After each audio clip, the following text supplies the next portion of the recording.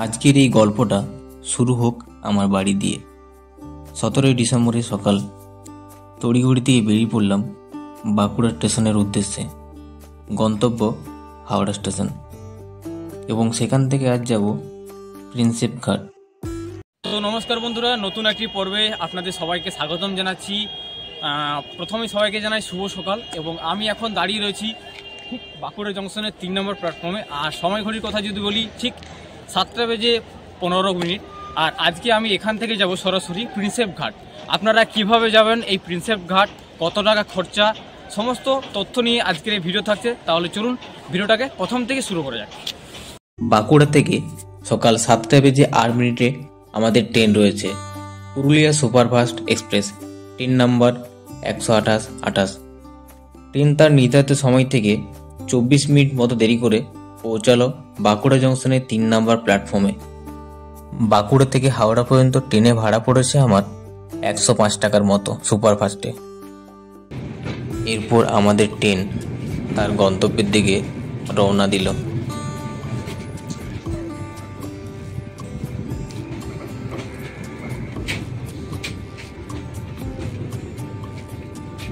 আমাদের ট্রেন তার নির্ধারিত সময় থেকে 30 মিনিট মতো দেরিতে এসে পৌঁছালো হাওড়া স্টেশনের 18 নম্বর প্ল্যাটফর্মে।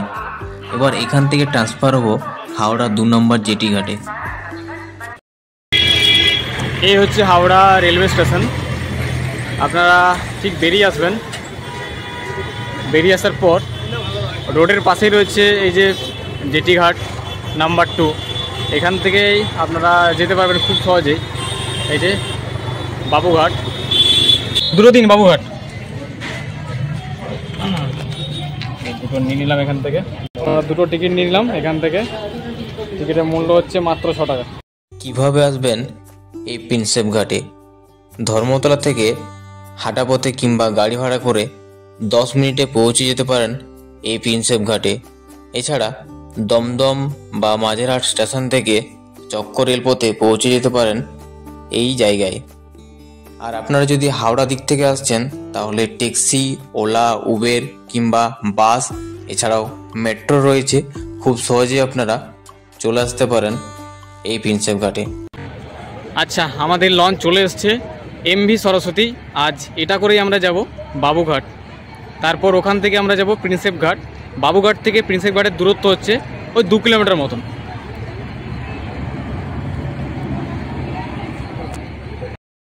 ঠিক এখন 1:15 আর আমাদের লঞ্চ তার গন্তব্যের দিকে রওনা দিল, অর্থাৎ বাবুঘাটের পথে। এই যে দেখতেই পাচ্ছেন সব যাত্রীরা কিন্তু বসে পড়েছে।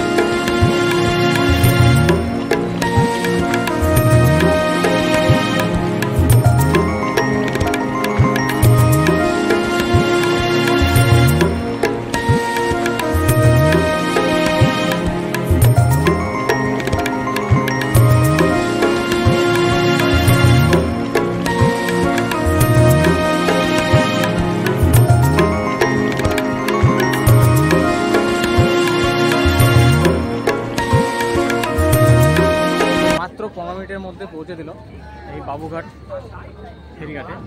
এখান থেকে আমরা বেরিয়ে যাচ্ছি এখন।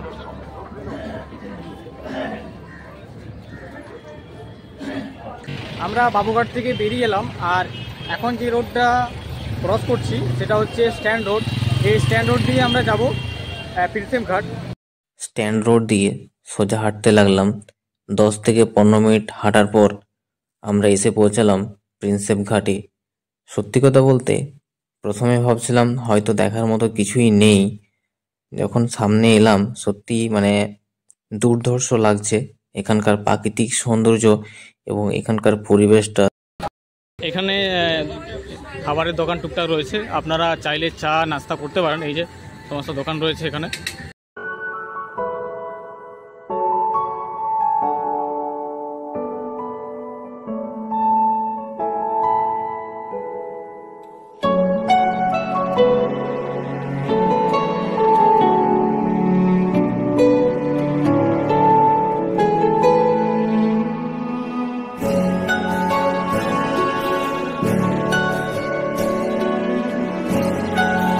বন্ধুরা এসে পৌঁছেছি প্রিন্সেপ ঘাটে। এটা হচ্ছে প্রিন্সেপ ঘাটে 2 নম্বর আর কি ঘাট আর কি। আর দেখতেই পাচ্ছেন অনেকগুলো কিন্তু এখানে নৌকা রয়েছে, আপনারা চাইলে নৌকা সাফারি করতে পারেন। তো সেক্ষেত্রে ভাড়া পড়ে মাত্র 400 টাকা মতো। আর এখানে একটা গুরুত্বপূর্ণ কথা আমি আপনাদের বলবো, এখানে বলিউডের যে পরিণীতা সিনেমাটা হয়েছিল তার এখানে শুটিং হয়েছিল এই প্রিন্সেপ ঘাটে। অবশেষে ফুড ব্লগের ভূমিকা অবতীর্ণ হলাম আর কি। এই যে প্রিয়াঙ্কা বাড়ির থেকে নিয়ে এসছে ম্যাগি, আর আমি খাবো এখন ম্যাগি। এখন সময় ঘড়ির কথা যদি বলি, এখন ঠিক 2:28। বন্ধুত্ব অর্থাৎ যে তোমার সর্বদা সুখ দুঃখ কষ্ট সবটাই নিজের থেকে বুঝতে পারবে এবং সেটার সমাধান খুঁজে বার করবে নিজেই, এবং দুজন একে অপরকে দেখলে মনের ভেতর থেকে একটা আলাদাই অনুপ্রেরণা বা অনুভূতি এনে দেয়। ধন্যবাদ জানাবো প্রিয়াঙ্কা তোমাকে। এটা হচ্ছে প্রিন্সেপ ঘাট স্টেশন। আপনারা চাইলে প্রিন্সেপ ঘাট স্টেশনে নেমে পড়েও চলে আসতে পারেন এখানে, সামনেই কিন্তু। আমরা এখন এই যে ফাটকটা ক্রস করে ওইদিকে যাচ্ছি, ট্রেন আসবে তার জন্য ফাটক বন্ধ আছে। আর সময় ঘড়ির কথা যদি বলি, এখন বাজছে আপনার ঠিক 2:40 কাছাকাছি। এখানে টুকটাক খাবারের দোকান রয়েছে দেখতে পাচ্ছি, যেমন এখানে চা জল বিক্রি হচ্ছে, এখানে চিপস, এখানে হাওয়াই লাড্ডু বিক্রি হচ্ছে। ভারতবর্ষের মহান সম্রাট অশোকের শিলালিপির পাঠ উদ্ধারকারী ইতিহাসবিদ জেমস প্রিন্সের নাম অনুসারে 1841 সালে এই সুন্দর স্থাপত্যটি তৈরি করা হয়। হুগলি নদীর তীরে সবুজ ঘাসে ভরা বিস্তৃত মাঠের মাঝে এই সাদা স্থাপত্যটি ভ্রমণপ্রেমী মানুষদের কাছে খুব জনপ্রিয় একটা জায়গা।